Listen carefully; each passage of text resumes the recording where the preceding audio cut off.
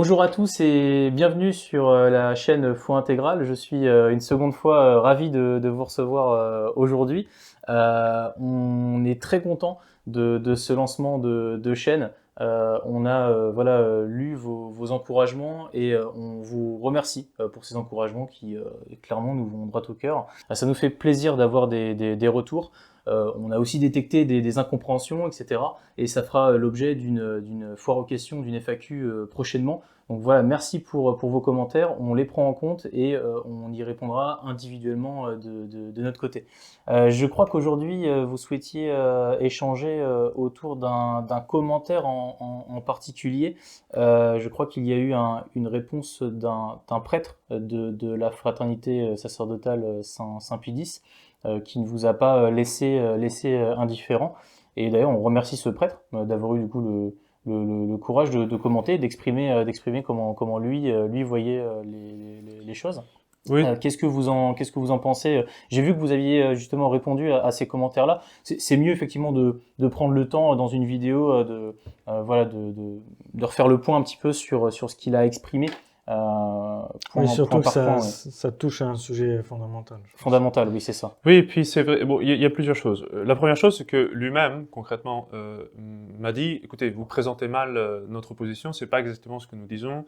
Et donc, moi, je veux bien écouter ce qu'il dit et même le dire devant la caméra, lui dire, bah, voilà ce qu'il dit que j'ai mal dit, pour lui donner ce droit de réponse, on va dire, de certaine façon, pour présenter son argumentation. Une autre chose, c'est que même avant qu'il intervienne, vu les nombreux retours qu'on a eus, soit, disons, par le biais d'email ou de téléphone, ou même tout simplement en rencontrant les fidèles, c'est vrai qu'il y avait un certain nombre de questions, ou surtout, je pense, deux choses centrales que l'on voulait aborder, et du coup, pour compléter en fait ce premier exposé que j'avais fait sur la position de la fraternité Saint-Pédis, et notamment c'était la question de la prudence, on va dire, qui est défendue justement par les prêtres de la fraternité, et qui était aussi un argument de Monseigneur Lefebvre, donc de dire que la position de la fraternité est un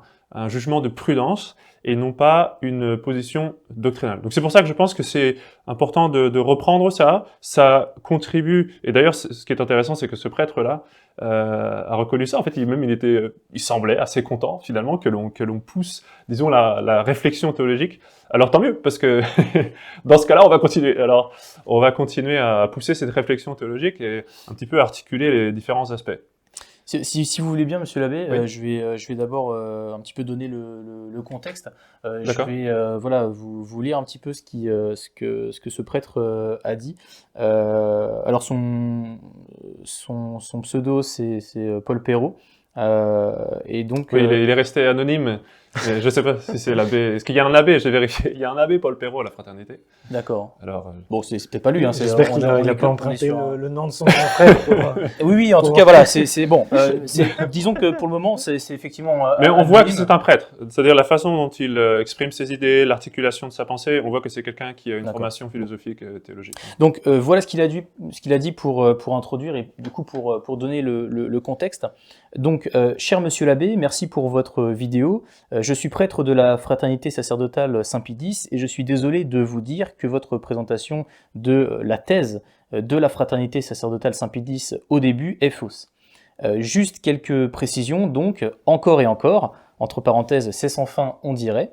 Pour vous rappeler quelle a été la position constante de Monseigneur Lefebvre, celle que la fraternité n'a jamais abandonnée. On peut la résumer en 4 points et un corollaire. Donc il exprime les points suivants. Le premier, il note il est impossible en théorie que des papes enseignent l'erreur pendant une longue période indéfinie. C'est vrai. Ensuite, il explique il est impossible pareillement que l'Église soit sans tête durant une longue période indéfinie. Troisième point, devant cet état de doute, l'intelligence ne peut pas trancher, sinon par une opinion théologique qui ne saurait donc entraîner un changement radical dans la pratique de la foi. Il rajoute ce serait une imprudence grave. En quatrième point, puisqu'on doit agir quand même dans un état de doute, on doit agir au plus sûr en ayant recours par exemple au principe réflexe, la situation de fait à la présomption pour elle ou bien l'autorité en place à la présomption pour elle. Et donc ensuite il termine par le corollaire. La fraternité sacerdotale Saint-Pédis n'a donc absolument aucune certitude pour savoir si Bergoglio, d'ailleurs il ne dit pas François, il dit bien Bergoglio, si Bergoglio est pape, si Bergoglio est pape ou pas, contrairement à ce que vous dites au début. Dans le doute, on agit au plus sûr, on agit comme si François, il dit François, est vraiment pape, et on rejette tout ce qui est objectivement contraire à la foi, et il termine en disant « C'est tellement facile de présenter une opinion de manière simpliste pour la démonter plus aisément ensuite, mais désolé, ce n'est pas légitime d'agir ainsi. » Alors, du coup, qu'est-ce que vous répondez à ça? D'abord, je vais commencer avec la fin. C'est vrai qu'il ne faut pas simplifier une position ou mal la présenter pour ensuite la réfuter facilement. C'est un sophisme de philosophie qui est assez facile à faire et qui malheureusement est assez répandu. Donc, comme c'est fait d'ailleurs souvent par rapport aux célibataires. Oui, je pense que malheureusement... Ça va dans les deux sens. Voilà, ça va dans les deux sens. Mais donc, du coup, je pense qu'on va reprendre les points et voir si, oui ou non, est-ce que mon argumentation était une mauvaise présentation? Est-ce que les 4 principes que du coup il a explicités, est-ce que ces 4 principes-là ne rentrent pas dans ce que j'avais dit, c'est-à-dire cette contradiction avec le magistère de l'Église, notamment vis-à-vis de l'infaillibilité? Et voilà, et donc je pense que... Très bien, écoutez, monsieur l'abbé, si vous pensez que j'ai mal présenté votre position, maintenant que nous avons 4 principes très clairement établis, eh bien on peut les prendre en compte. On va commencer par le premier. Donc le premier principe, je vais le relire du coup, le commentaire. Il est impossible, c'est le premier principe, il est impossible en théorie, pourquoi pas en pratique, je veux dire ça en théorie, il est impossible en théorie que des papes enseignent l'erreur pendant une longue période indéfinie, c'est vrai. C'est pas vraiment ce que j'ai dit, moi. J'ai pas dit qu'il était impossible qu'ils enseignent les papes pendant une longue période. Il est impossible que le magistère de l'Église enseigne tous les jours une fausse doctrine. Et le magistère ordinaire universel dans l'Église entière est infaillible tous les jours. C'est pas seulement sur 50 ans, en se disant, bon, à l'époque de grand-père, le pape disait autrement, imaginez, il faut garder du coup une continuité sur 3 générations pour savoir, dire, bon, ok, finalement, qu'est-ce qu'est la foi catholique? Est-ce que le catéchisme, là, il est bon ou pas? Pareil pour la nouvelle messe, l'infaillibilité pratique dans la liturgie, c'est pas quelque chose qui est sur le long terme, c'est-à-dire, on va l'essayer pendant 2 siècles et voir si ça va bien. Vous voyez?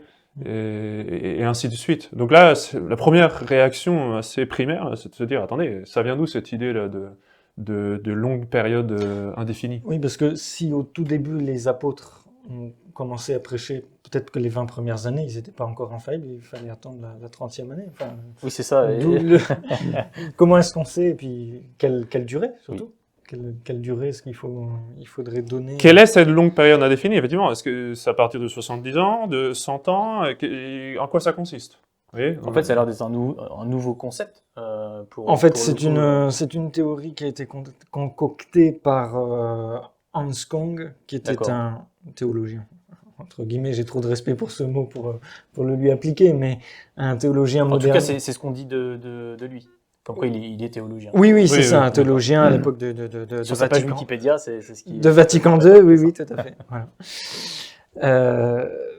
Parmi les plus radicaux de Vatican II, donc il y avait même avant et après le Concile Vatican II, il y avait 2 camps chez les modernistes et il faisait partie des plus radicaux. Très clairement, il s'en est jamais départi. Il a jamais... Oui, même pour Ratzinger, Hans Kung, c'était un extrémiste. Voilà, même chez les modernistes, il est considéré comme... Et il est décédé il y a... Oui. Si je ne me trompe. Oui, je crois qu'il y a quelques années. Oui, il y a quelques années. Et il disait... Alors, j'ai quelques citations de lui, je pense que ça sera le plus simple.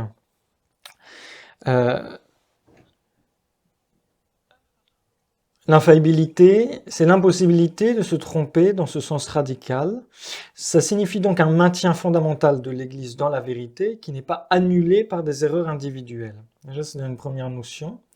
Mais le fait que l'Église ait raison n'est pas absolument dépendant des propositions infaillibles tout à fait définies, mais sur son maintien dans la vérité dans toutes les propositions, même erronées.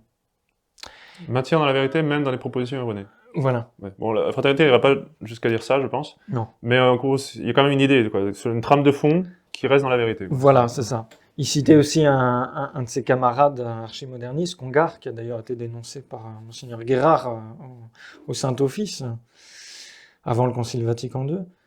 Une partie ou une autre de l'Église, disait Congar, peut se tromper, même les évêques, même le pape. L'Église peut être ballottée par la tempête. À la fin, elle reste fidèle. Comme si, voilà, on peut passer par des crises terribles, de fois, même le pape, apparemment, peut se tromper. À la fin, tout va pour lui. Non. Et également,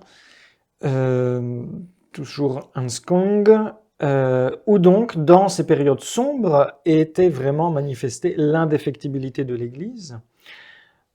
Donc, on parle de cette période sombre de l'histoire de l'Église, pas dans la hiérarchie et pas dans la théologie, mais chez ces chrétiens innombrables et pour la plupart inconnus. Et il y avait aussi toujours quelques évêques et théologiens parmi eux, qui même dans les pires périodes de l'Église, sous-entendu quand le pape et le magistère enseignaient l'erreur, entendirent le message chrétien et essayèrent d'y vivre en conformité dans la foi, l'amour et l'espérance. Ils étaient les vrais témoins de la vérité du Christ. Voilà. Et puis il cite aussi un exemple des patriarches orthodoxes qui écrivaient au pape Pie IX en lui disant parmi nous, ni patriarche ni concile pourrait jamais produire un nouvel enseignement, car le gardien de la religion, le corps même de l'Église, c'est-à-dire le peuple. Bon, il y a plusieurs erreurs. Déjà, la vérité vient d'en dessous, l'infaillibilité vient d'en dessous, mais en plus également cette notion qu'il y a une assurance parce que l'Église continue, etc. Alors que le magistère, c'est pour enseigner la foi au quotidien. Qui vous écoute m'écoute, dit notre Seigneur. Voilà. Et moi, j'ai été éduqué avec cette notion-là du magistère. D'accord. À Avrier, dans mes études, c'est ce qu'on nous enseigne. Donc ce sont des principes qui sont réellement ancrés. C'est des principes qui sont réellement ancrés. Ouais, oui, tout à fait. Ouais. Autant ils vont dire le magistère extraordinaire est infaillible parce qu'on définit quelque chose, donc voilà, il y a une définition, on n'y revient plus. Autant pour le magistère ordinaire, il faut une continuité de temps. Ce qui est vrai, c'est que le degré de certitude donné au magistère ordinaire, comme il ne revêt pas ces formes très précises et très claires, n'est pas toujours très clair justement par rapport à ceux qui lisent ou qui écoutent le pape quand il parle. Mais ça ne veut pas dire que ce qu'il dit et ce que dit le pape n'est pas vrai à l'instant précis et n'est pas... voilà. Oui, si vous me permettez, là, d'ailleurs, justement, pour être honnête avec la fraternité, je sais que certains d'entre eux font référence à un écrit de Dom Paul No, que j'ai là d'ailleurs, sur le magistère pontifical ordinaire, parce que à la fin de... On va le montrer à la caméra. Dans cette brochure, à un moment donné, il parle d'une certaine continuité dans l'enseignement, comme un signe justement qu'un enseignement va être obligatoire et infaillible. Mais justement, c'est ça qui est important de comprendre. C'est qu'il le présente comme un signe. Parce que dans l'enseignement ordinaire, ce que disait Monsieur l'abbé, c'est que parfois, c'est pas aussi clair dans la façon de s'exprimer, peut-être. Si quelque chose nous est imposé uniquement comme une mesure prudentielle, disons comme quelque chose de convenable, ou bien si le pape veut vraiment l'imposer à la fois, ou au moins d'une façon définitive. Et donc les degrés, parfois les nuances peuvent être un peu moins claires. Et donc les théologiens, dans certains cas, vont dire bon là c'est très clairement un enseignement dogmatique, définitif, etc.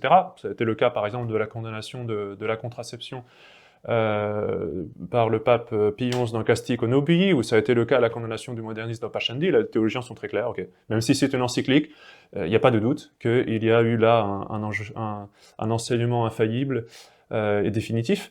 Mais parfois, c'est un peu moins clair, c'est vrai. Ça peut être un peu moins clair, il y a différents degrés, il y a différents niveaux, on ne va pas pouvoir tout présenter ici.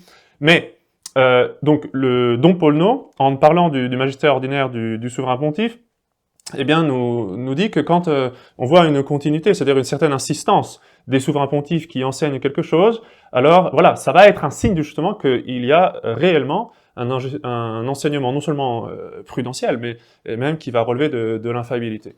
Mais voilà, mais il le présente comme un signe, c'est-à-dire ça nous aide à déterminer ce qui appartient vraiment à la doctrine catholique et ce qui ne peut être qu'un enseignement de circonstance, prudentiel, disons, mesuré. Mais c'est faux, par contre, d'utiliser ça comme une cause. C'est-à-dire, c'est pas parce qu'il y a une répétition que ça va être infaillible. C'est juste, ça nous aide, en fait, peut-être, à déterminer que là, il y a certainement infaillibilité, que c'est la doctrine catholique. Vous voyez.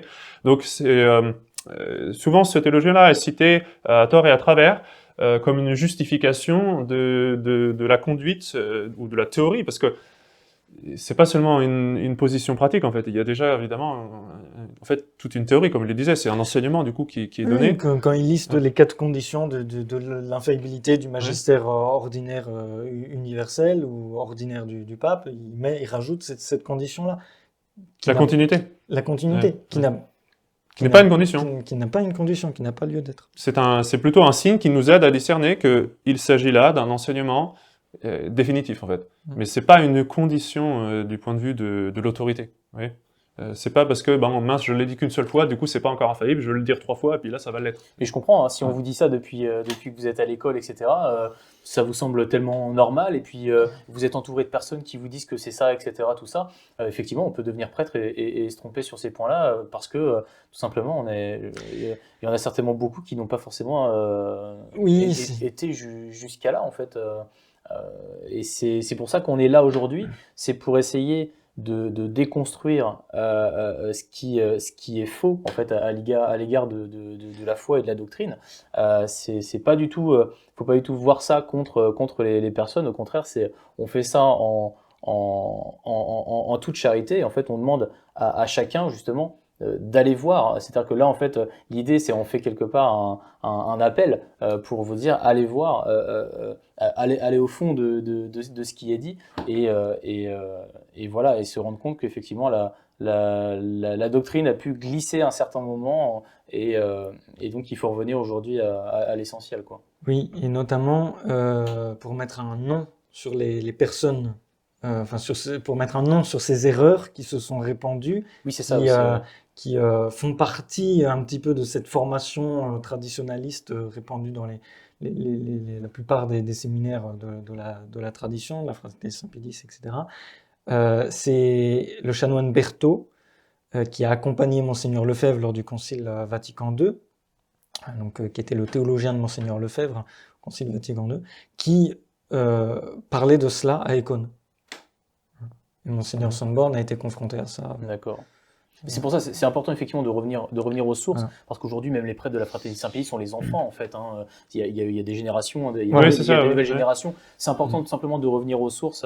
Voilà, et sans que cette erreur soit forcément extrêmement précise pour eux, ils vont peut-être pas le dire justement formuler comme on l'a formulé nous. Absolument, oui. Mais il y a cette idée sous-jacente et comment dire.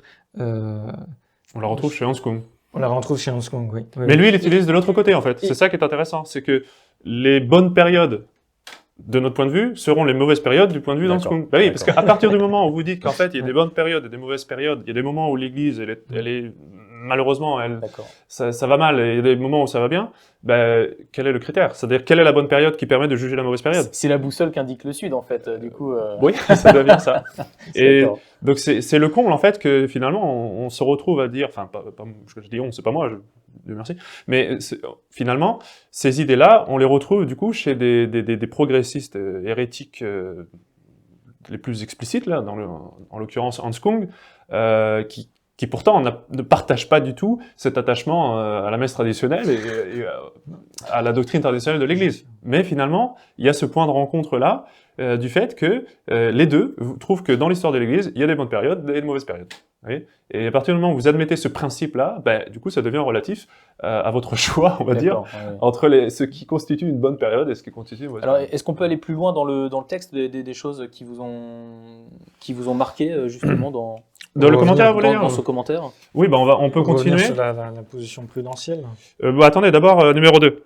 Il est impossible, pareillement, que l'Église soit sans tête durant une longue période indéfinie. Alors, mais monsieur l'abbé, à chaque fois que le pape meurt, est-ce qu'on se retrouve pas un peu dans cette situation? Même si c'est pas la même situation qu'aujourd'hui, on est bien d'accord. On est d'accord, c'est pas la même situation. Seulement, concrètement, quand le pape meurt, il n'y a pas d'autorité actuellement à la tête de l'Église. Est-ce qu'il y a une limite à ça?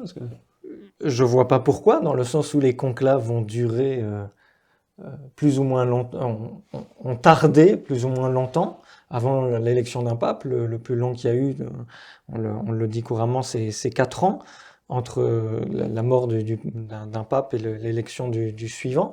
Mais il n'y a aucune raison que ça ne puisse pas durer plus longtemps. Ce qui est certain, par contre, c'est que l'Église aura toujours le moyen de se donner un pape.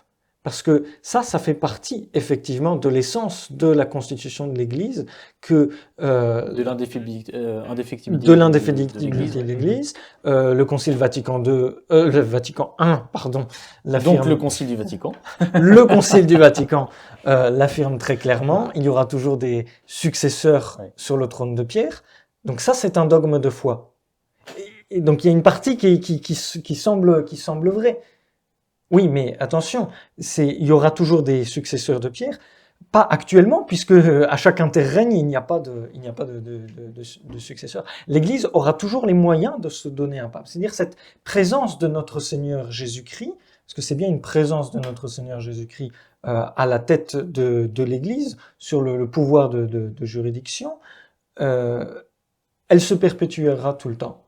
Oui, mais ça ne veut pas dire qu'il y a des moments où effectivement l'Église est en deuil, où l'Église est dans la douleur. Et dans l'attente d'un nouveau pape. Et en termes d'échelle de principe, cet argument-là, par rapport à un principe défini par l'Église, ça ne vaut pas, en fait, tout simplement. Ça dépend à quel niveau, ça dépend. Que la papauté doit rester dans l'Église, au moins en principe, c'est-à-dire que l'Église garde le pouvoir d'avoir un pape, ça aussi, ça appartient à l'indéfectibilité. Donc, pour le coup, on peut mettre ça sur le même plan.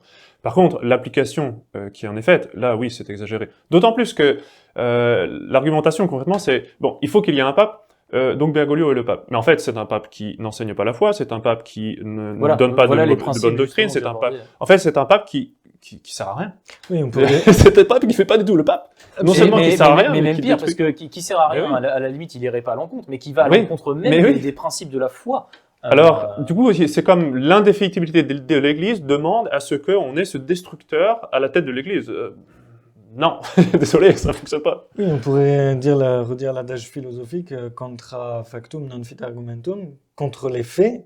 Il n'y a pas d'argument qui tienne. C'est-à-dire que, de fait, ça s'impose à nous qui ne peut pas être le pape. Oui, absolument. Et donc, le fait que la formulation, la phrase il ne peut pas y avoir de pape, qu'il faut qu'il y ait un pape ça peut pas durer très longtemps, ça c'est...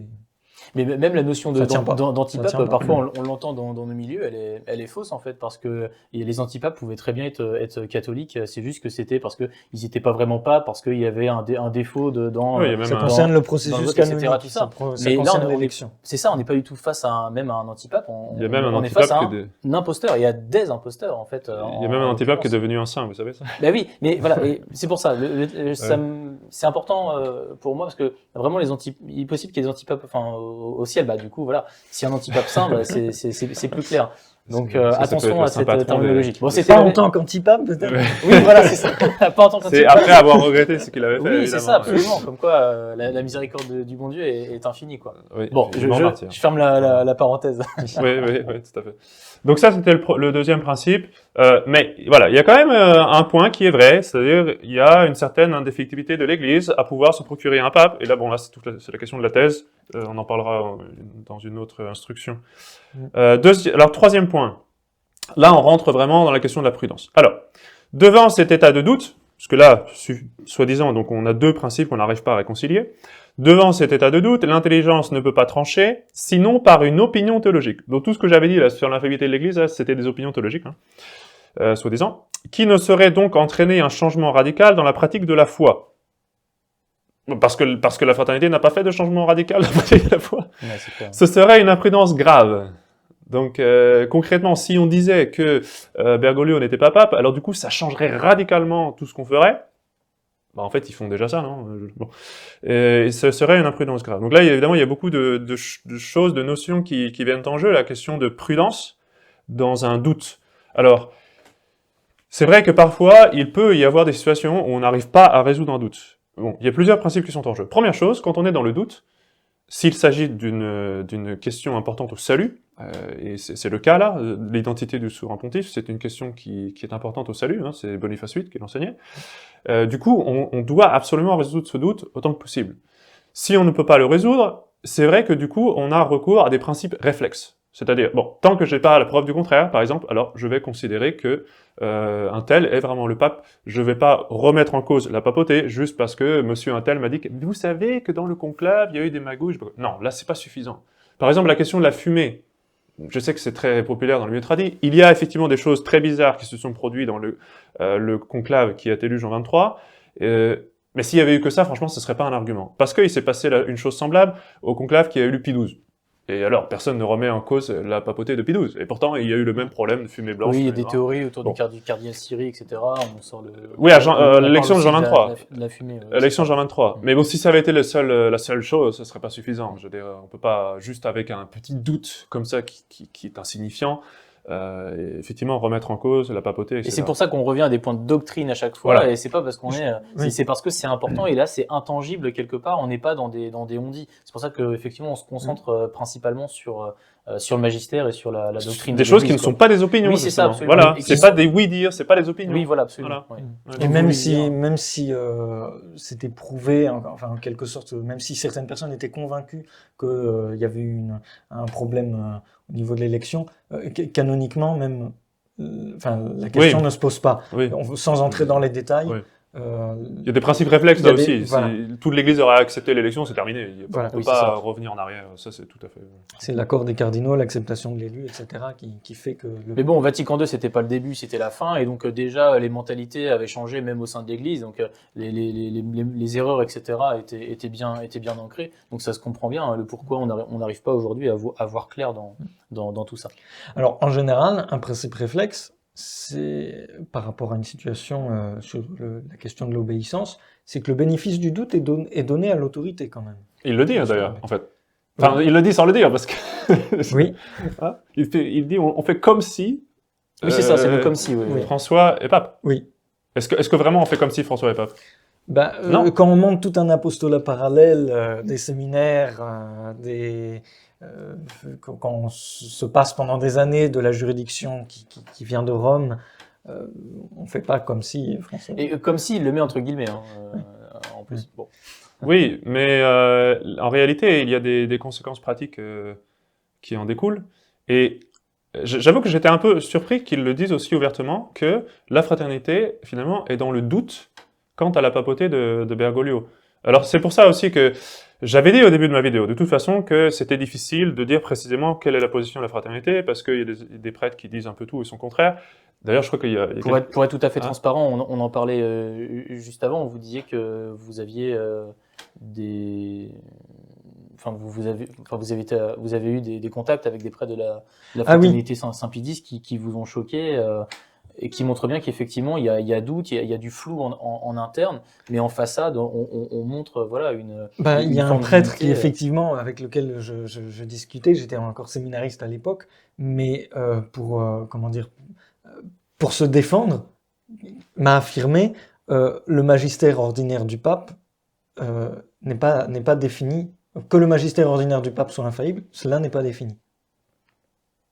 Voilà, c'est très choquant. Ouais, c'est vraiment choquant. C'est vraiment choquant. Mais pour reprendre un peu le fil de ma pensée, ce que je voulais dire, c'est que du coup, il y a des prêtres de la fraternité qui disent différentes choses. Et d'ailleurs, vous m'avez dit ce matin qu'il y avait quelqu'un qui avait fait une compilation là, où il montrait justement, de façon assez amusante, des prêtres qui se contredisaient. Donc j'espère que ce prêtre-là me pardonnera. Peut-être vous pourriez mettre ça dans le montage. C'est la chaîne Centurion Romain, c'est ça C'est ça, oui, qui a fait une compilation avec les différences d'explication de la crise de l'Église par les différents prêtres de la fraternité, avec des phrases qui sont totalement contradictoires. Du coup, c'est Vatican hyper II, explicite en fait. Vatican II contient des hérésies. Vatican II ne contient pas des hérésies.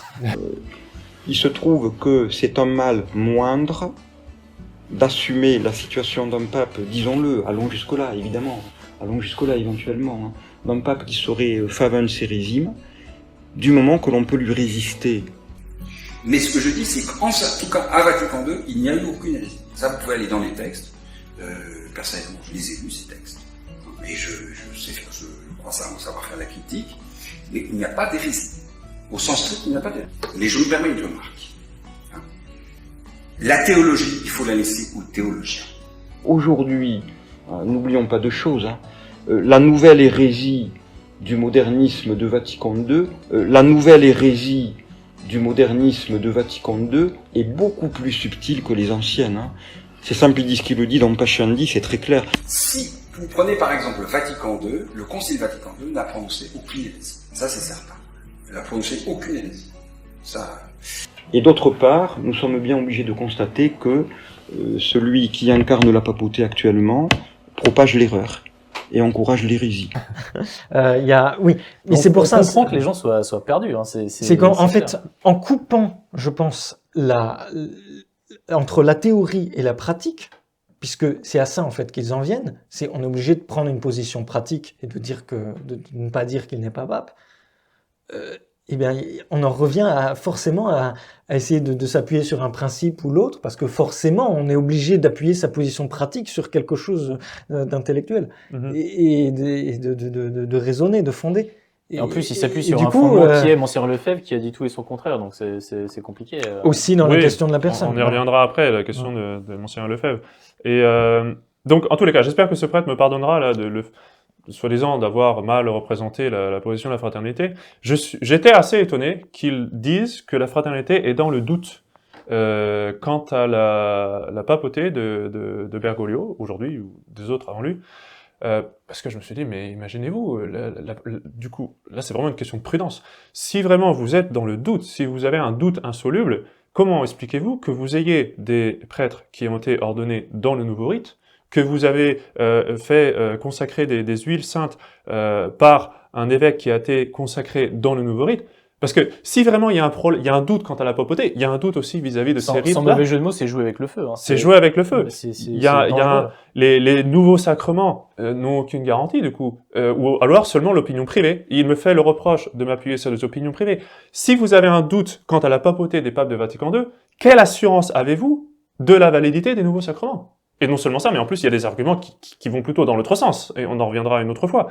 Donc, finalement, l'assurance que vous avez que le nouveau rite de consécration épiscopale, que le nouveau rite d'ordination sacerdotale, que la nouvelle messe, etc., et les nouveaux sacrements soient valides, c'est seulement l'analyse qu'a faite l'abbé un tel ou l'abbé un tel. Ce sont là vraiment des opinions privées. Oui, absolument. Oui. Donc en fait, là je lui retourne un peu cette objection-là, de me dire je m'appuie sur des opinions, mais si vous avez un doute sur l'identité, sur la papauté des papes de Vatican II, et que vous utilisez des rites qui ont été promulgués par des papes douteux, mais la catastrophe, les conséquences pour tous ceux qui ont reçu les confirmations avec ce Saint Crème, qui a été consacré par cet évêque moderne, là, c'est des conséquences désastreuses. Tout devient douteux. Alors là, on parle vraiment d'imprudence. On parle vraiment d'imprudence, parce qu'en matière de sacrement, la Sainte Église a toujours dit, il faut toujours faire ce qui est le plus sûr. On peut pas prendre le risque. Oui, on peut pas dire aux fidèles qui sont à Vatican II ou qui reviennent à la fraternité, par exemple, oui, on va admettre que vos sacrements sont douteux, sont valides. Mais comme on a un problème insoluble de conscience, on va vous donner le bénéfice du doute que vous êtes vraiment prêt, imaginez. C'est clairement ce qui se passe. C'est terrible. Et c'est clairement ce qui se passe. Donc les conséquences, enfin moi j'avoue que ça m'a vraiment surpris qu'ils le disent de façon aussi explicite, parce que j'ai pensé tout de suite aux conséquences. Je me suis dit, mais c'est pas possible. Vous avez conscience d'avoir un doute sur l'autorité, et pourtant vous utilisez les sacrements qui vous viennent de ces papes douteux. Ça a des conséquences absolument désastreuses. Donc ça c'est évidemment une remarque qui nous vient tout de suite à l'idée. La question de l'imprudence, alors oui, je lui avais donné cette réponse-là, et je pense que je vais la redonner dans cette vidéo, d'un passage de l'Évangile. Après que notre Seigneur ait chassé les marchands du temple, bon, il l'a fait 2 fois, hein, mais alors là, pour le coup, je crois que c'est la 2e fois, j'espère pas dire de bêtises, la 2e fois, quand il chasse les marchands du temple, les pharisiens viennent le voir en lui demandant concrètement « Quelle autorité avez-vous pour faire ça ?» C'est un petit peu le reproche parfois que certains nous font de dire mais quelle autorité avez-vous pour dire que Bergoglio n'est pas pape? Quelle autorité avez-vous pour faire des vidéos YouTube. Pour faire des vidéos YouTube, oui. Alors du coup, notre Seigneur leur répond en leur disant, je vais aussi vous poser une question, et vous allez me répondre, et ensuite je vous répondrai. Alors notre Seigneur leur pose cette question-là. Le baptême de Jean, Saint Jean-Baptiste, le baptême de Jean, d'où était-il? Du ciel ou des hommes? Mais ils raisonnaient entre eux et disaient, si nous répondons du ciel, il nous dira, pourquoi donc n'avez-vous pas cru en lui? Et si nous répondons des hommes, nous avons à craindre la foule, car tous regardaient Jean comme un prophète. Ils répondirent donc à Jésus, nous ne savons. Donc, les pharisiens ont compris tout de suite, dans leur tête, et notre Seigneur aussi, évidemment, parce qu'il leur a présenté ce dilemme. Si vous dites que le baptême de Saint Jean-Baptiste ne vient pas du ciel, vous dites nécessairement que Saint Jean-Baptiste n'est pas un prophète. C'est pour ça que du coup, ils n'ont pas osé le dire. Et c'est pour ça aussi que beaucoup de prêtres, pas ceux de la fraternité en général, n'osent pas dire explicitement « la nouvelle messe est mauvaise, Vatican II est hérétique ». Parce qu'ils comprennent la logique, là. Vous voyez, la même logique que notre Seigneur a fait, et que les pharisiens ont fait dans leur tête aussi. Et donc, mais le problème, c'est que la fraternité n'a pas fait... Parce qu'en fait, il m'a fait le reproche de vouloir leur prêter les intentions des pharisiens d'avoir peur de la foule. C'était pas vraiment le centre de mon argumentation, même si de fait, parfois c'est le cas. Hein. Je connais des cas concrets de prêtres qui savent très bien que Bergoglio n'est pas pape, et qui n'osent pas le dire. Pour des questions pratiques. Bon, c'est une autre affaire. Mais en l'occurrence, la fraternité, en réalité, ne dit pas « nous ne savons si la nouvelle messe est bonne ou pas bonne ». Ils ont une opinion très tranchée. L'autre jour, on a écouté le sermon de Lille de Monseigneur Lefebvre. Bien sûr, c'est un sermon qui est assez connu, mais on l'a réécouté pour un peu nous rafraîchir la mémoire, parce que même si on n'est pas d'accord avec la position de Monseigneur Lefebvre, ça reste un événement historique. Bon, en tous les cas. Dans ce sermon de Lille, moi je me rappelle, on était en train de manger, on écoutait ça, on était choqués. Il est tellement fort, je me souvenais pas qu'il était aussi fort. Il parle de sacrement bâtard, et il insiste sur le mot, il dit le sacrement bâtard. Cette union voulue par ces catholiques libéraux, voulue entre l'Église et la Révolution et la subversion, est une union adultère de l'Église, adultère. Et de cette union adultère ne peut venir que des bâtards. Et qui sont ces bâtards? Ce sont nos rites. Le rite de la messe est un rite bâtard. Les sacrements sont des sacrements bâtards. Nous ne savons plus si ce sont des sacrements qui donnent la grâce ou qui ne la donnent pas. Nous ne savons plus si cette messe nous donne le corps et le sang de notre Seigneur Jésus-Christ ou s'il ne la donne pas. C'est vraiment c'est tellement fort. Et il remet en doute tous les sacrements. Il remet en doute la validité de tous les sacrements. Et c'est vrai qu'il le faisait à l'époque. C'est choquant. Enfin, moi, en tout cas, ça m'a... Oui. Je suis d'accord avec ce qu'il dit, mais à condition de ne pas attribuer ça à l'Église. Oui, parce que sinon, c'est terrible. Alors, la messe de Luther, c'est une expression qu'il a employée bien des fois. Exactement, la messe de Luther aussi. Donc, concrètement, là où j'en suis venu avec ce prêtre-là, dans ma réponse, c'est de lui expliquer. Voyez-vous, quand nous faisons l'acte de foi, je crois ce que le bon Dieu m'enseigne, on peut réciter l'acte de foi, ça, mon Dieu, je crois fermement toutes les vérités que vous avez révélées et que vous les enseignez par votre Église. Parce que comment est-ce que je sais que telle vérité a vraiment été révélée? Par exemple, l'Immaculée Conception. C'était pas quelque chose qui était évident à première vue, comme ça, en lisant simplement la Sainte Écriture. C'est l'Église qui me dit que cela est révélé par le bon Dieu. Donc, dans l'acte de foi, notre intelligence accepte, il y a une relation vis-à-vis de l'autorité de Dieu en révélant, c'est le motif de la foi, mais il y a aussi une relation vis-à-vis du magistère, parce que c'est le magistère qui me permet de savoir ce qui vraiment a été révélé par Dieu. Donc dans le même acte de foi, quand je me dis « ceci contredit ma foi », je le rejette, je dis aussi nécessairement « ça ne vient pas de l'Église ». Les deux sont liés. Vous ne pouvez pas, sous prétexte de foi, refuser la nouvelle messe, refuser Vatican II, sans en même temps nécessairement, du coup, dire que ça vient pas de l'Église. Vous voyez? Parce que c'est l'Église qui me dit si c'est de foi. Et notre Seigneur, il disait ça de façon très simple. Bon, il y a l'exemple que je vous ai donné, mais sinon il disait de façon très simple. Celui qui vous écoute, m'écoute. Celui qui vous méprise, me méprise. Donc si vous méprisez Bergoglio, si vous méprisez l'enseignement de Bergoglio, vous méprisez notre... Enfin, ça devrait être un mépris de notre Seigneur. C'est pas un mépris de notre Seigneur, bien sûr, parce que c'est pas notre Seigneur. Mais les deux choses sont liées. Et notre Seigneur l'expliquait de façon très simple. Mais si vraiment on veut rentrer dans des finesses psychologiques, comme ce prêtre un peu m'a guidé à le faire, en fait, ça s'explique. Ça s'explique même dans la construction psychologique de l'acte de foi. Il y a une relation et à Dieu révélant, et à l'Église qui propose. Et on le dit dans l'acte de foi. Et d'ailleurs, je me suis toujours posé un peu la question de me dire, mais comment est-ce que quelqu'un qui considère Bergoglio comme pape peut faire un acte de foi sincère? Je ne remets pas en doute leur foi, c'est pas ça que je dis. Mais logiquement, je crois fermement toutes les vérités que vous avez révélées et que vous nous enseignez par votre Église. Qu'est-ce qu'elle enseigne, Quand est-ce qu'il a enseigné le catéchisme? Quand est-ce qu'il a enseigné les vérités de la foi, c'est ça? Quand est-ce que Bergoglio a enseigné la foi? Mais oui, tout devient... Du coup, c'est ce que Dieu a révélé, enseigné par l'Église et approuvé par le Non, il va falloir ajouter une condition supplémentaire. Comment est-ce que je détermine la règle de foi?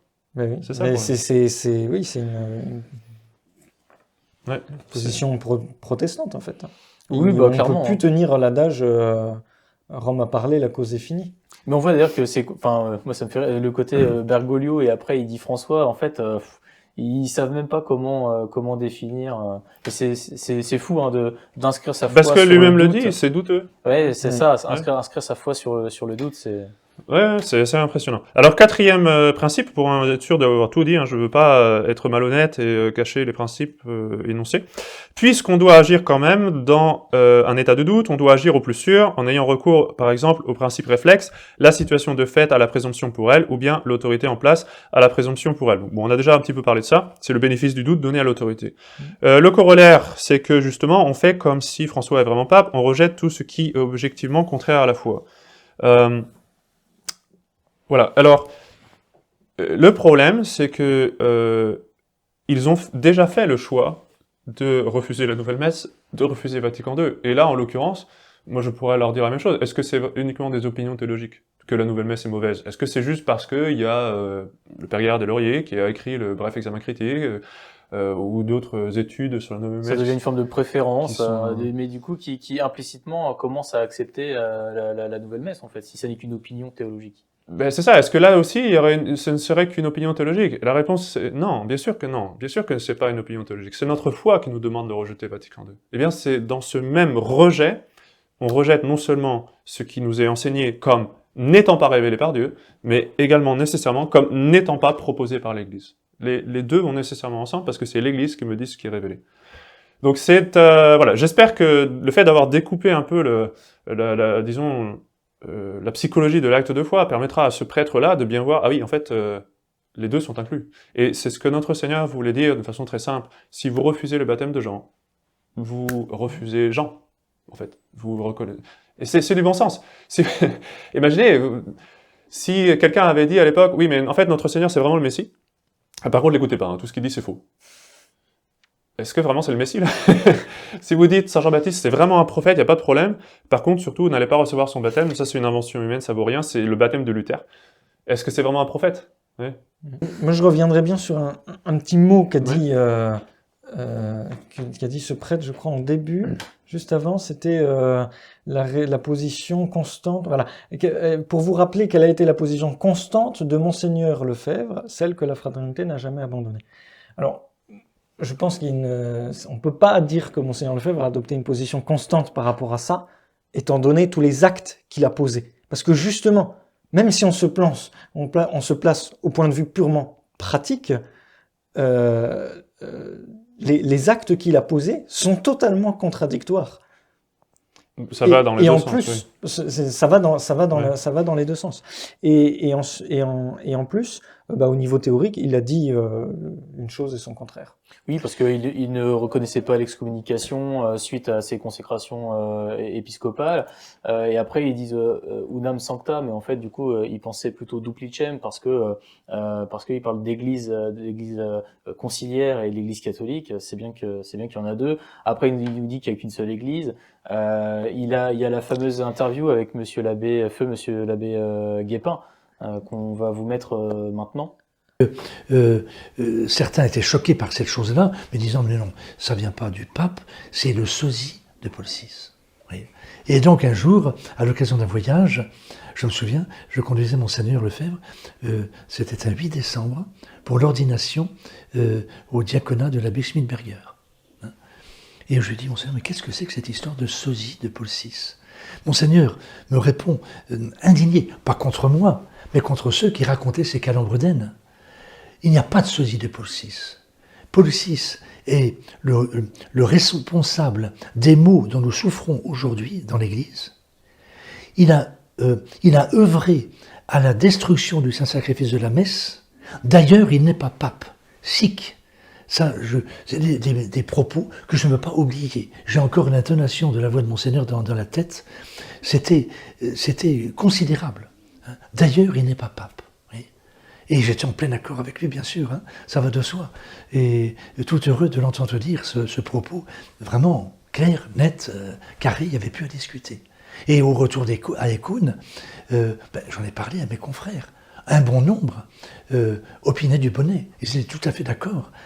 Et se réjouissaient de savoir que Monseigneur Lefebvre avait quelque peu évolué dans ses propos concernant Paul VI.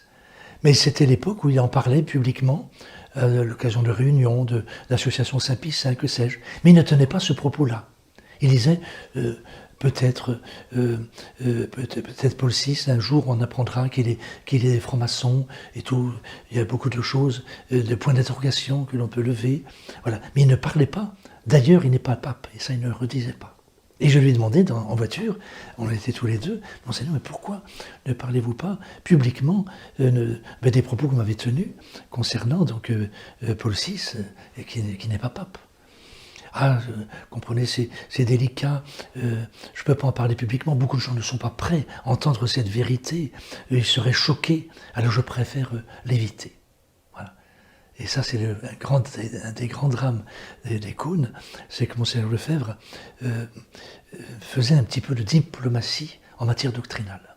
Oui, où il a dit en privé que Paul VI n'était pas pape. C'est ça, ouais, absolument. Oui, mais d'un autre côté, ça n'empêchait pas d'essayer de temps en temps de négocier, d'avoir un accord, etc. La signature du 5 mai, l'accord, le protocole qui avait été signé, c'est vrai que c'est quelque chose qui a choqué tout le monde. Et il y a quelques mois de cela, j'étais vraiment surpris parce que j'étais en train d'écouter une conférence du cardinal Schönborn sur Ratzinger, parce qu'en fait, je m'intéressais un petit peu plutôt à Ratzinger, pas Monseigneur Lefebvre, mais de fait, il rapportait une confidence que lui avait fait Benoît XVI, quand il y a eu lieu ce protocole d'accord qui a été signé par Monseigneur Lefebvre. Monseigneur Lefebvre a fait cet aveu à Ratzinger à l'époque en disant « c'est le plus beau jour de ma vie ». Le cardinal Ratzinger s'est dépensé à fond pour gagner Monseigneur Lefebvre pour un retour à l'Église, à l'unité. Et je me rappelle quand il nous a raconté à son cercle d'anciens doctorants, il nous a raconté par le détail comment il a vécu les tractations avec Monseigneur Lefebvre quand Lefebvre a signé l'accord et a dit au cardinal Ratzinger, d'après ce qu'il nous a raconté, c'est le jour le plus heureux de ma vie. Lefebvre est rentré dans sa résidence et le lendemain, il envoie un courrier au cardinal Ratzinger et dit « je retire ma signature ». C'était certainement un des moments les plus douloureux pour le cardinal Ratzinger parce qu'il espérait vraiment qu'on puisse revenir à l'unité. C'est le plus beau jour de ma vie. Donc, et le fait est que le lendemain, Monseigneur Lefebvre est revenu sur sa décision. De signer avec la Ronde moderniste. Ouais, ça. Voilà. Et le fait est que dès le lendemain, il est revenu sur sa décision. Donc, on voit bien que Monseigneur Lefebvre, on peut... Bien sûr qu'il y a des circonstances atténuantes, mais on ne peut pas le présenter comme ayant eu toujours une position absolument, disons, constante, sûre, prudente, etc. Le fait est qu'il a reconnu lui-même finalement qu'il avait été imprudent en signant. Et encore, donc, on aurait pu, encore les années 70, bon, qui est doute, etc. Je veux dire, il n'y avait pas Internet, il y avait tout ça, même si on m'a dit à plusieurs reprises, ne t'inquiète pas Melvin, les informations circulaient très très bien à l'époque. Mais c'est vrai qu'aujourd'hui, enfin, je veux dire, là on est en 2024. À un moment donné, c'est pas possible que le doute dure aussi longtemps. On peut pas baser sa foi sur un doute aussi longtemps. De toute façon, on ne peut pas du tout baser sa foi sur un doute comme cela. Oui, c'est-à-dire que, comme l'a expliqué Monsieur l'abbé, c'est-à-dire que... Non mais je veux dire, nous ne sommes que des hommes, et c'est vrai que le bon Dieu nous laisse une vie pour retrouver la vérité. Oui. On peut pendant 2-3 ans se dire, voilà, qu'est-ce qui se passe, etc. Ça peut se comprendre sur une petite échelle, je veux dire. Mais oui, vous avez raison sur le principe. Ouais. Et puis il faut prendre le temps d'évaluer. Parfois je dis ça un peu aux gens aussi, justement, parce que imaginez quelqu'un qui vient juste d'arriver à la position non unacum, à la conclusion, en se basant principalement sur les arguments d'infaillibilité de l'Église, etc., et qui tout d'un coup se refont confrontés aux objections, l'acceptation universelle, je sais pas quoi, la nécessité d'avoir des successeurs et tout. C'est vrai que parfois, du coup, certains se retrouvent et ils vont pencher tout d'un coup d'un côté, tout d'un coup de l'autre. Ça peut donner une forme de vertige. Là, ça peut être imprudent de changer toujours du tout, d'une position à l'autre. Mais il faut prendre le temps d'examiner les choses, de réfléchir. L'avantage, c'est que l'infaillibilité permet de trancher, enfin très clairement. Oui. Et après, on prend le temps d'affiner. Oui, parce qu'on redécouvre notre foi, en fait, surtout. Je parle en tant que laïc, on redécouvre notre foi petit à petit avec les bons principes, etc. Et donc là, il faut être humble et puis voilà, prendre le temps et puis faire comme faisait Saint Augustin, de se retirer dans la vie de Cassis Iacum, c'est ça C'est un exemple, c'est-à-dire de prendre le temps de réfléchir, effectivement, d'être posé et de pas changer du tout simplement parce qu'on a lu un blog, je sais pas quoi. Non, ça c'est vrai qu'il faut une certaine prudence et stabilité pour réfléchir parce que c'est une crise sans précédent qui est très difficile à comprendre. Mais on peut pas toujours rester dans ce doute en se disant on n'en sait rien, c'est impossible à résoudre. Mais oui, ce doute est impossible parce qu'il nous empêche de vivre notre foi. Donc on a une urgence à le résoudre. Il empêche l'aspect pratique. On doit le résoudre le plus vite possible, au contraire. À mon avis, oui, c'est sûr. Oui. C'est même une obligation, en fait. Il y a une obligation. C'est-à-dire que, oui, il y a le processus humain, mais on a l'obligation de le résoudre le plus vite possible. Et Monseigneur Lefebvre disait que c'était en 86, avec une discussion avec des journalistes, il disait jusqu'à maintenant, Monseigneur de Castronmayer et moi, n'était pas évident pour nous qu'il n'était pas pape, que ces gens-là n'étaient pas papes. Mais maintenant, Jean-Paul II est un hérétique public. Oui, mais Monseigneur de Castronmayer... Monseigneur dit ça ? Ouais. Ah ouais. Il a dit ça. Et Monseigneur de Castronmayer, en 88, disait à qui voulait l'entendre dans les couloirs, nous n'avons pas de pape, nous n'avons pas de pape. Hein. Voilà. C'est clair. Voilà, exactement. Ouais. Oui, mais justement, Monseigneur Lefebvre l'aurait contenu, on va dire. Il l'aurait contenu, mais en même temps, il disait dans 5 ans, tout sera réglé. C'est bien lui. Oui, c'est ça. Tout est un petit peu paradoxal. Alors, je pense aussi quelque chose sur la position constante de la Fraternité Saint-Pédis, qui est une position de prudence. Qui est selon eux une position de prudence. Oui, c'est ça, oui. Selon eux. Qui se tient de Monseigneur Lefebvre. Quand il y a eu la séparation Fraternité Saint-Pédis, c'est ce qu'on appelle la résistance. Ces prêtres qui ne voulaient surtout pas d'accord avec Rome, etc. Tous les deux, actuellement, se réclament de Monseigneur Lefebvre. Oui, c'est vrai. Ouais. Et ne jurent que par lui, excusez-moi de le dire comme ça. Mais c'est devenu une nouvelle forme d'infaillibilité pontificale. En fait, c'est la référence. Des citations, etc. Alors que, effectivement, quand on prend du recul et quand on enlève un peu le côté sentimental, etc., tout ça, les émotions, on se rend compte qu'il a dit tout. Et son contraire. C'est Monseigneur Tissier de Malherbe, Dieu son âme, qui disait l'infaillibilité de l'Église, c'est l'évêque inflexible, en référence à Monseigneur Lefebvre. Ce qui correspond pas du tout à l'enseignement traditionnel de l'Église sur ce qu'est l'Église enseignante et comment s'exerce l'infaillibilité. On comprend qu'il y a un attachement. Même Monsieur l'abbé Guépin était très attaché à Monseigneur Lefebvre, mais ça n'enlève pas le fait qu'il était soumis aux principes, tout simplement. Ça ne l'a pas empêché de dire. Nous ne suivons pas Monseigneur Lefebvre pour Monseigneur Lefebvre, nous suivons Monseigneur Lefebvre parce qu'il répète l'enseignement de l'Église. Dans ce sens-là, il suivait Monseigneur Lefebvre. Pourtant, malgré la discipline et le caractère monacal de la formation, ils sont plus de 100 à suivre les cours des cônes. Le font-ils par admiration pour Monseigneur Lefebvre ?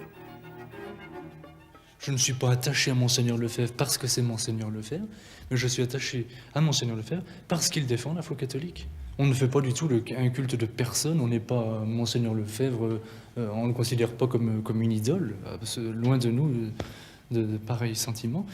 Et tant qu'il le faisait. Et tant qu'il le faisait. Et après, s'il ne le fait plus. Il l'a plus fait parce que il s'est posé la question de concrètement, dans les faits, après d'être uni ou pas à Rome. Notamment la question de l'unacum, de la messe. M. l'abbé Guépin, M. l'abbé Belmont savent parfaitement qu'à Écône, on a toujours prié pour le pape et on a toujours considéré qu'il y avait un pape. Ce n'est plus moi qui suis, mais c'est le père Gérard Deslauriers et le père Barbara. Ce sont ceux-là qui sont maintenant leurs maîtres à penser. Ce n'est plus Monseigneur Lefebvre, ce n'est plus Écône, ce n'est plus la fraternité. Voilà. Mais ça n'enlève pas l'affinité qu'on peut avoir à l'homme, etc. Tout ça. Tout à fait. Il a toujours gardé un très grand respect oui. pour Monseigneur Lefebvre, un très grand attachement.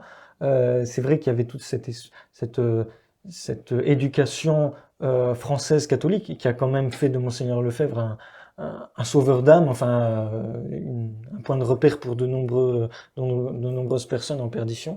Et l'abbé Guépin a admiré cela, a imité cela et a hérité aussi de ce sens du dévouement sacerdotal qui malgré tout restait présent en Monseigneur Lefebvre. Enfin, c'est clair, enfin, toute sa vie, son zèle missionnaire en Afrique, voilà. Etc. Enfin, c'est incroyable, donc c'est clair. Oui. Bon, Par voilà. contre, pour ce qui est de mal représenter les positions, vous voyez, parce que du coup, en fait, quand j'avais fait cette vidéo, j'avais pas du tout conscience du contexte de discussion qui existait entre un prêtre de la fraternité Saint-Pierre, l'abbé Vernier, je crois, c'est son nom, et monsieur l'abbé Glaise, justement sur la question de la position de la fraternité, le sédévacantisme, etc.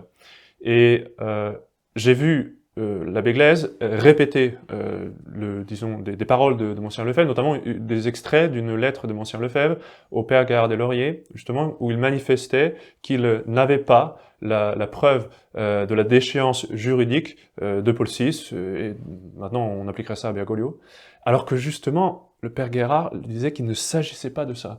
Et je suis un peu offusqué de ce que l'abbé Glaise n'ait pas au moins l'honnêteté de se dire, bon, là, Monseigneur Lefebvre, il s'est trompé, il a mal présenté la position du père Gérard, parce que c'est un fait, le père Gérard n'a jamais remis en cause la déchéance juridique. C'est pas de ça dont il s'agit. Et Monseigneur Lefebvre, en fait, se sert de cet argument-là pour, du coup, s'excuser en disant, on peut pas être sédévacantiste, on ne peut pas dire non plus que Bergoglio n'est pas pape, même selon les modalités du père Gérard Deslauriers, sous ce prétexte-là. Et l'abbé Glaise utilise ça comme la réponse de Monseigneur Lefebvre à la position du père Gérard. Je trouve que c'est malhonnête, parce que, pour le coup, c'est simpliste et c'est mal représenter une position. Donc peut-être que, voilà, c'est l'occasion aussi de faire remonter ça, là, à l'abbé Glaise, ou à cet abbé là, qui nous écrit de façon plus ou moins anonyme, voilà, de leur dire, bah écoutez, vous-même aussi, faites les distinctions qui doivent être faites, et ne confondez pas différentes positions théologiques, pour que le débat théologique puisse avancer. Là, je dois quand même souligner une chose, c'est que ce prêtre-là m'a remercié, en fait, c'est quand même assez amusant, d'avoir fait cette vidéo en disant « je fais avancer la réflexion théologique ». Je le remercie à son tour d'avoir fait ce commentaire, parce que ça fait aussi avancer cette discussion. Oui, pour le coup, il y a une forme de courage. Enfin, je sais même pas s'ils ont le droit de s'exprimer publiquement sur à la fraternité Saint-Pédis sur des sujets comme ça, mais c'est vrai que ça force le courage et au moins ça relance, je trouve, une forme de réflexion. Je trouve que dans les années 2000, franchement, c'était très scindé, personne parlait, etc. Enfin, je veux dire, si on est vraiment amoureux de la vérité, eh bien, je trouve que c'est très cohérent et très courageux. Oui, on m'a dit qu'il y avait les prêtres de la fraternité n'avaient pas le droit de débattre publiquement sur ces sujets-là. Bon, il y a une question de discipline interne qui peut se comprendre aussi. Oui, non, mais complètement. Voilà. Ouais. Mais qu'il reste nécessairement un débat théologique et qui montre l'importance de ces sujets. Oui, absolument. Oui. Absolument. Et d'ailleurs, justement, j'ai appris qu'il y avait ce débat qui avait eu lieu, en fait, entre l'abbé Vernier et l'abbé Glaise. On voit que, oui, ce sont des questions actuelles, et que même hors de nos milieux, là, en l'occurrence, c'est entre la fraternité Saint-Pédis et la fraternité Saint-Pierre, finalement, les mêmes discussions ont lieu, donc c'est assez intéressant de voir ça. Et bon, j'espère que ça fera aboutir les choses dans le bon sens. Évidemment, l'abbé Vernier, lui, c'était pas pour le convaincre, l'abbé Glaise, de devenir non nunacum. Au contraire, c'est pour lui dire, en fait, à partir du moment où vous avez la position que vous avez déjà accepté d'une façon pratique le sédévacantisme. C'est ce qu'il lui dit, et il avait raison, Hein, et c'est ce qu'il lui dit, en fait. Et son argument essentiel, ce n'est pas tous les arguments d'infaillibilité, etc., que d'ailleurs j'avais présenté, mais c'est plutôt, justement, de dire, non, en fait, le sédévacantisme est impossible. Et c'est pour ça que, de notre point de vue, ça va être très important de présenter et de développer un peu notre position pour justement essayer de convaincre ces prêtres que non, ce n'est pas impossible, Et que malheureusement, c'est le fait, c'est-à-dire que nous avons quelqu'un assis sur le siège de Pierre qui n'a pas l'autorité de notre Seigneur pour enseigner et gouverner l'Église. Je pense qu'on a fait le tour. En tout cas, disons que... Peut-être juste un point sur la prudence. La prudence ne consiste pas à se retrancher, bien souvent. La prudence, c'est la vertu du chef, qui consiste à prendre des décisions. Et bien souvent, quand on entend c'est une position prudentielle, etc., mais une vraie position prudentielle, ça consiste à agir, à affirmer, donc, et à prendre position, plus qu'à se retrancher derrière derrière un historique, un collectif. Oui, puis une certaine facilité, parce que c'est vrai ce que vous dites, c'est que très souvent dans notre façon de parler, quand on dit il faut être prudent, ça veut dire rien faire. J'exagère, mais parfois, effectivement, il est prudent d'attendre et de prendre son temps, c'est vrai. Oui. Mais c'est un temps de diagnostic justement pour rechercher la vérité. C'est pas un temps pour être simplement attentiste, etc. Exactement. Voilà. Donc c'est pour ça que on vous remercie Monsieur l'abbé d'avoir commenté. Si jamais il y a d'autres prêtres ou théologiens, etc. qui souhaitent tout simplement aborder ces questions-là, que ce soit dans les commentaires ou avec nous, peut-être, je sais pas. On peut très bien. Oui, en échange privé aussi, c'est possible. En échange privé, absolument. N'hésitez pas. Restons en quête de vérité parce que la vérité c'est notre Seigneur Jésus-Christ et on vous remercie encore une fois de votre soutien. On va continuer à régulièrement sortir des vidéos en individuel ou dans ce format-là. N'hésitez pas aussi, on a vu qu'il y avait beaucoup de questions qui nous étaient posées dans les commentaires mais qui étaient plutôt individuelles. Vous avez dans la description notre adresse courriel, donc fointegral@gmail.com. N'hésitez pas à nous contacter directement dessus et nous vous répondrons. Merci beaucoup, merci messieurs les abbés pour cette journée. Et on mettra quelques liens en commentaire comme d'habitude. Oui, comme d'habitude. En description. Oui. Et je pense qu'il serait bon de mettre notamment, et ça peut intéresser beaucoup de personnes, de mettre le lien de la vidéo, alors non pas celle que j'ai mentionnée sur les comparaisons, mais peut-être plus intéressant aussi, plus sourcée encore sur Monseigneur Lefebvre. Monseigneur Lefebvre, c'est des vacantistes. Alors, même si j'aurais pas forcément rappelé... De feu Monsieur l'abbé Tchekada. Monsieur l'abbé Tchekada, effectivement, qu'on avait traduit en français. Et ben, je la mettrai justement tout à la fin de cette vidéo. Oui, juste pour pas faire peur auprès de la fraternité, ça veut pas dire que Monsieur Lefebvre était sédavacantiste. Le but de cette vidéo, c'est de montrer justement qu'il a un peu dit tout. L'abbé Tchekada était un peu taquin sur les titres, c'est ça. Bon, on vous demande d'aller voir au fond du coup de cette vidéo. J'en profite pour rajouter une dernière mention. Nous avons une chaîne YouTube de sermons. Ça peut intéresser beaucoup de gens. Alors, c'est Notre-Dame des Dons. C'est le nom de la chaîne. Peut-être on pourra mettre le lien aussi. Voilà, je vous encourage à en profiter puisque toutes les semaines nous publions des sermons. Oui, on se contente pas de débattre théologiquement. On essaie aussi d'instruire un petit peu les âmes. De fait, mais les témoins qu'on a eu du mal à trouver le temps de. Oui, absolument. Ouais, écoutez, je suis content qu'on se quitte avec un grand sourire.